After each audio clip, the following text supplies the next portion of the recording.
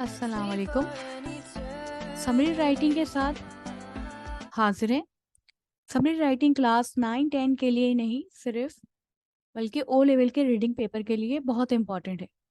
अक्सर student summary writing को या तो बहुत आसान लेते हैं या फिर बहुत परेशान होते हैं क्योंकि समरी राइटिंग में उनके मार्क्स कभी अच्छे आते ही नहीं। अगर हमें ये पता चल जाए कि एग्जामिनर हमसे क्या चाह रहे हैं और हमें किस पॉइंट पे नंबर मिलने वाले हैं, तो हमारे लिए बहुत आसान हो जाए और हम ज़्यादा से ज़्यादा मार्क्स उस पर स्कोर कर सकें। समरी राइटिंग मुश्किल नहीं है। इसके लिए हमें कुछ स्किल्स डेवलप करने की ज़रूरत है, जो कि आज हम बहुत अच्छी तरीके से उसके बारे में बात करेंगे, उसको समझेंगे और उसे पढ़ेंगे। ये वीडियो लंबी हो जाएगी, इस वजह से इसको 2 पार्ट में बनाया जाएगा। सबसे पहले समरी राइटिंग के लिए या रीडिंग कम्प्रिहेंशन के लिए क्या चीज़ ज़रूरी है? हमें लगता है कि समरी राइटिंग में सिर्फ राइटिंग स्किल्स ही इन्वॉल्व होती है। जब हम समरी करते हैं, हमारे पास एक पैसेज आता है, हमें इसको देखना होता है, पढ़ना होता है और फिर उसके बाद सिंपली आंसर कर देना होता है अपने ओन वर्ड्स में। लेकिन रीडिंग स्किल क्यों ज़रूरी है? समरी राइटिंग और कम्प्रिहेंशन पैसेज के लिए सबसे इम्पोर्टेंट जो चीज़ है, वो है रीडिंग स्किल को डेवलप करना। रीडिंग क्या है? रीडिंग क्यों इम्पोर्टेंट है? सबसे पहले तो आप ये जानिए कि रीडिंग 2 टाइप्स की होती है। एक तो एक्टिव रीडिंग होती है और दूसरी पैसिव रीडिंग होती है। पैसिव रीडिंग वो है कि जो हम चलते जाते हैं और हमारी नज़र कहीं पड़ती है, गैर इरादी तौर पर हम कोई चीज़ पढ़ लेते हैं और कुछ हमारे ज़हनों में रहती है और कुछ हमारे ज़हनों में नहीं रहती, हम उस पे प्रॉपर अटेंशन नहीं देते। ये पैसिव रीडिंग है। और एक्टिव रीडिंग वो है, वो पेपर जो एग्ज़ाम में आता है, उसको हम पढ़ते हैं, वो एक्टिव रीडिंग होती है जिसमें हम अपनी फुल कंसंट्रेशन देते हैं, अपना पूरा दिमाग लगाते हैं और पूरी तरह से समझने की कोशिश करते हैं। चाहे हम वो पेपर लर्न कर रहे हों, पेपर रीड कर रहे हों या हमारा कोई सब्जेक्ट मैटर हो, उसको जब हम पढ़ने की कोशिश करते हैं, तो वो एक्टिव रीडिंग होती है जिससे हमारी भरपूर अटेंशन होती है।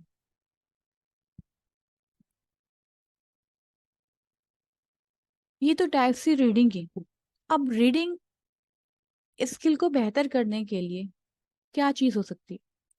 रीडिंग स्किल तो जो बात है वो वक्त के साथ ही डेवलप हो सकती है, लेकिन कुछ तरीके ऐसे हैं जिनको अगर आप जानें या समझ लें तो आपके लिए रीडिंग पैसेज को पढ़ना, कम्प्रिहेंशन पैसेज को पढ़ना, समरी के पैसेज को पढ़ना बहुत ज़्यादा आसान हो जाएगा और इससे भी ज़्यादा आसान हो जाएगा कि एग्जामिनर जो चाह रहे वही आप आंसर उनको डिलीवर करें। स्किमिंग और स्कैनिंग वैसे तो बहुत सारे रीडिंग की टेक्निक्स है, लेकिन स्किमिंग और स्कैनिंग आपके लेवल पर जाकर बहुत ज़्यादा इम्पोर्टेंट है और आप इसको इजीली यूज़ कर सकते हैं अगर आप थोड़ी-सी टेक्निक को समझ जाएँ। अच्छा, स्किमिंग क्या होती है? स्किमिंग का मतलब ये है कि आपके पास एक पैसेज आया, आपने जल्दी-जल्दी पैसेज को पढ़ लिया, उसमें से आपने जिस्ट निकाल दिया। जिस्ट मीन्स ये कि इसमें थीम क्या है, क्या कहना चाह रहा है राइटर, उस बात को आपने समझने की कोशिश की। और स्कैनिंग स्कैनिंग वो चीज़ है कि उसमें आपने डेट्स देख ली, वर्ड्स देख लिए कि इंपॉर्टेंट वर्ड्स क्या हो गए, कि कायद-ए-आज़म कहाँ पैदा हुए, कराची में पैदा हुए, ये आपने उसको अंडरलाइन कर लिया। या कोई डेट आ गई, 14 अगस्त 1947 is independence day of Pakistan, तो उसमें आपने वो डेट मार्क कर ली। ये डेट आ गई, इसको डेट्स जो है आपको पैसेज में अलग से नज़र आ जाती है जब आप सिर्फ डेट फाइंड आउट करना चाह रहे होते। तो रीडिंग की 2 टाइप्स हैं, रीडिंग की 2 टेक्निक्स है, सॉरी, स्किमिंग और स्कैनिंग, जिसके ज़रिए आप अपना टाइम सेव कर सकते हैं। पूरा पैसेज पढ़ के उसको समझेंगे, फिर उसके बाद उसके आंसर करेंगे। तो इसमें आप सबसे पहले आपने स्किमिंग और स्कैनिंग करनी है। तो ये अगर टेक्निक अगर आप यूज़ करेंगे, तो आपका टाइम वेस्ट नहीं होगा, आपका टाइम जो है वो बचेगा और उसको आप कम्प्रीहेंशन पे या कम्प्रीहेंड करने पे, आंसर को समझने में ज़्यादा टाइम लगा सकते हैं। अब यहाँ पर मैंने एक लिंक शेयर किया है। यहाँ से आपको मैं स्किमिंग और स्कैनिंग की कुछ मिसाल दूँगी, आपको समझाकर बताएँगे। ये देखिए, आपके सामने एक स्क्रीन ओपन हो गई है। ग्लोबलाइज़ेशन पर एक टॉपिक है, ये पैसेज है।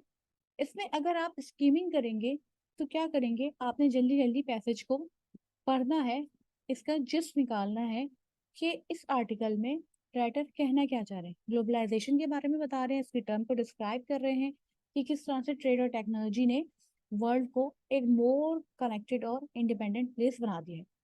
अगर स्कैनिंग पे जाएं तो आप यहाँ पे देख सकते हैं कि मुझे चाइना नजर आ गया, एक कंट्री का नेम फौरी तौर पे नजर आ गया। चाइना से रिलेटेड क्या चीज है, सिल्क रोड है, ठीक है, Asian network of trade route across China and central Asia, ये मुझे मिल गया। यहाँ पे हमारे पास क्या है, यहाँ पे मुझे डेट मिल गई 50 BCE and 250 CE, right, okay.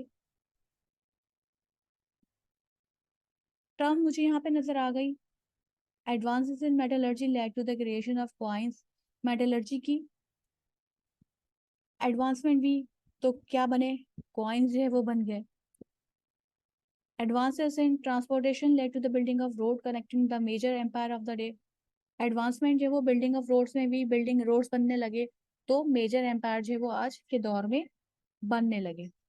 ठीक है, ये सिर्फ आपको एक एग्जांपल देना थी कि किस तरह से हम स्कीमिंग और स्कैनिंग कर सकते हैं।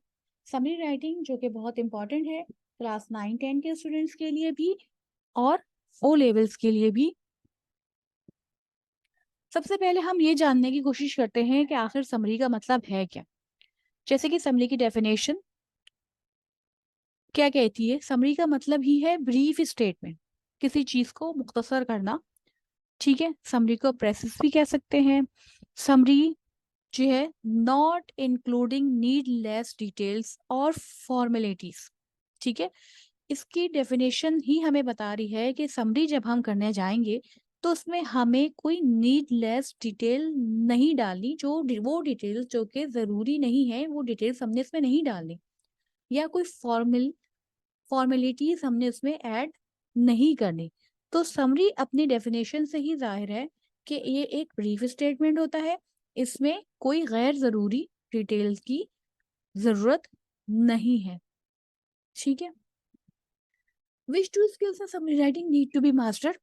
समरी राइटिंग के लिए हमें किन दो स्किल्स में मास्टर होने की जरूरत है। समरी राइटिंग के लिए हमें रीडिंग और राइटिंग दोनों में मास्टर्स होने की जरूरत है। क्यों? रीडिंग जब आप करेंगे, अगर आपकी रीडिंग स्किल बेहतर होगी तो आप समझ जाएंगे कि राइटर आपसे क्या कहना चाह रहे हैं। बाज दफा आपके पास पैसेज होता है जिसमें राइटर इम्प्लिसिटली कोई बात कह रहा होता है, इम्प्लिसिट मीनिंग्स होती है इसमें, इसका मतलब ये होता है कि राइटर ने जो भी बात कही वो हिडन थी, और एक्सप्लिसिट मीनिंग वो होती है जो कि जो पैसेज है उसमें एक बात क्लियर मौजूद है। जैसे कि हमने अभी ग्लोबलाइजेशन का आर्टिकल पढ़ा तो उसमें हर चीज क्लियर थी, उसमें कोई हिडन मीनिंग नहीं थी, राइटर जो बात कहना चाह रहा था वो आपके सामने थी। और ये अक्सर लिटरेचर में ऐसा होता है कि जो कोई बात होती है राइटर कहना चाह रहा है वो इम्प्लिसिटली कहता है, यानी कि वो उसकी थीम हमें अंदर से निकालनी पड़ती है। तो रीडिंग स्किल इसके लिए बहुत मायने रखती है, और राइटिंग स्किल तो डेफिनेटली कि जब आप समरी कर रहे हैं तो आपने नीडलेस डिटेल्स को कट करना है, तो आपकी वोकैबुलरी को अच्छा होना बहुत जरूरी है। अब आ जाते हैं समरी राइटिंग की टिप्स की तरफ। सबसे पहले क्या है जनाब, रीड द क्वेश्चन केयरफुली। जी हाँ, जब भी आपके पास कम्प्रीहेंशन पैसेज आए या समरी के लिए कोई पैसेज आता है तो सबसे पहले आपने पैसेज को नहीं पढ़ना है।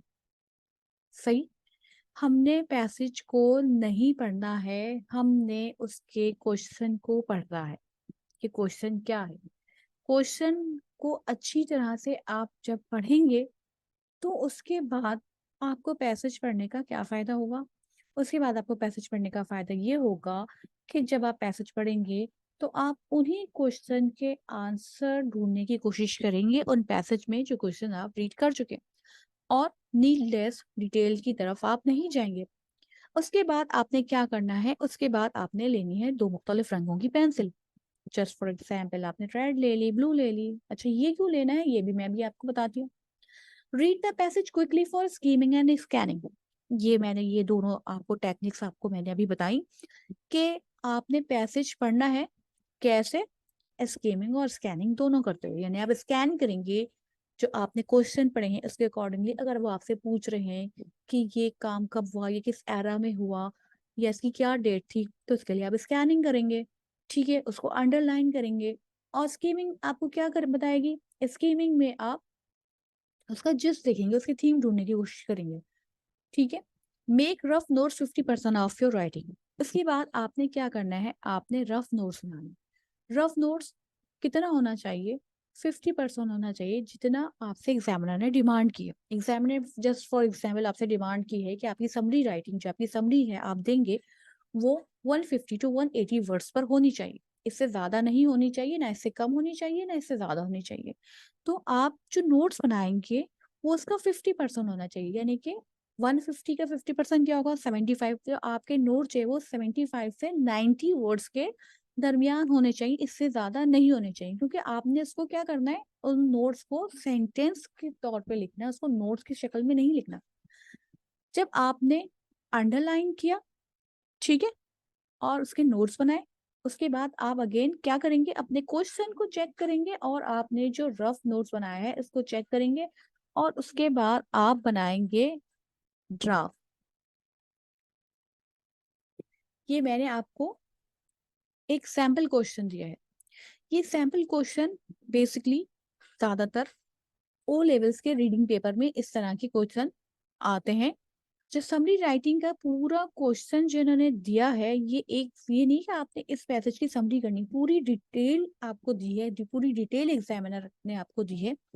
The following question ask you to identify information from the text and write a summary. ये फॉलोइंग क्वेश्चन आपसे पूछ रहे हैं कि आइडेंटिफाई करें, निशानदेही करें उन इंफॉर्मेशन की जो टेक्स्ट में दी गई है, और उसकी समरी लिखें। There are two kinds of marks you will be awarded for the question. दो किस्म के मार्क्स होंगे जो आपको मिलेंगे, which are then added together, जो कि आपको मिलाकर मिलेंगे। Summarize the problems, landmines, cause and the solutions being developed according to the text. आपने क्या समराइज करना है, प्रॉब्लम्स बतानी है लैंडमाइंस की, जो कि इस पैसेज में गिवन है। लैंडमाइन पैसेज है वो लैंडमाइन के मुतालिक है, और सोल्यूशन बताना है कि क्या सोल्यूशन डेवलप हो सकता है टेक्स्ट के मुताबिक। अपनी तरफ से कुछ नहीं लिखना, टेक्स्ट के मुताबिक आपने बनाना है, ठीक है। आपसे पूछ कहा गया है, आपको जो पॉइंट दिए गए हैं, you must use continuous writing. आपने कंटिन्यूस राइटिंग यूज करनी है। Avoid copying long sentences of the text. Avoid करना है टेक्स्ट में से long sentence. Use your own words where appropriate. आपने क्या करना है, अपने वर्ड्स यूज करने हैं। Your summary should be 150 to 180 words. यहाँ पर आपसे कहा गया है कि आपकी समरी 150 से 180 वर्ड से ज्यादा नहीं होनी चाहिए। Up to 10 marks are available for the content of your answer. 10 marks आपका कंटेंट का होगा, और 10 मार्क्स आपके क्वालिटी राइटिंग के होंगे, ठीक है। आपने राइटिंग कैसी की है, रीडिंग मार्क्स। अब आप देखिए यहाँ पर 10 मार्क्स कंटेंट के हैं, 10 मार्क्स क्वालिटी राइटिंग के हैं। रीडिंग मार्क्स क्या है, identify and write down the problems concerning and the best solution to buried landmines as described in the passage. Use the text from paragraphs 1 to 4 inclusive and paragraph 6. आपने identify करना है और problems लिखने हैं। First part के question के लिए marks जो है वो अवेलेबल है, किस लिए, for selecting well chosen details from the text. आपने बहुत अच्छी तरह से जो चूज किए हैं डिटेल्स टेक्स्ट में से। और फर्स्ट मार्क कौन सा है आपका, कंटेंट का। अभी आपको बताया था कि 10 मार्क्स किसके हैं, कंटेंट के हैं। तो कंटेंट के मार्क्स क्या हैं, कंटेंट के मार्क्स हैं कि आपने कितनी अच्छी तरीके से उन डिटेल्स को चूज किया है, उसमें से निकाला है टेक्स्ट में से, जो कि आपने समरी करनी है, जो कि आपके टेक्स्ट में अवेलेबल है। और दूसरा क्या है, you will be awarded up to 10 marks for the content you choose here and include in your overall summary. These marks will be given for how well you show you have understood the explicit meaning of what it is written. साफ साफ लिखा हुआ है कि आपको ये marks किस लिए दिए जाएंगे, कि आपने इसको पढ़ा और अच्छी तरह से समझ लिया। जो एक्सप्लिसिट मीनिंग थी, यानी कि जो बिल्कुल वाजे मीनिंग थी उस टेक्स्ट की आपने इसको अच्छी तरह से समझ लिया, and how well you have chosen the material you include in your summary, और कितनी अच्छी तरह से आपने उन मटेरियल को चूज किया है अपनी समरी में डालने के लिए।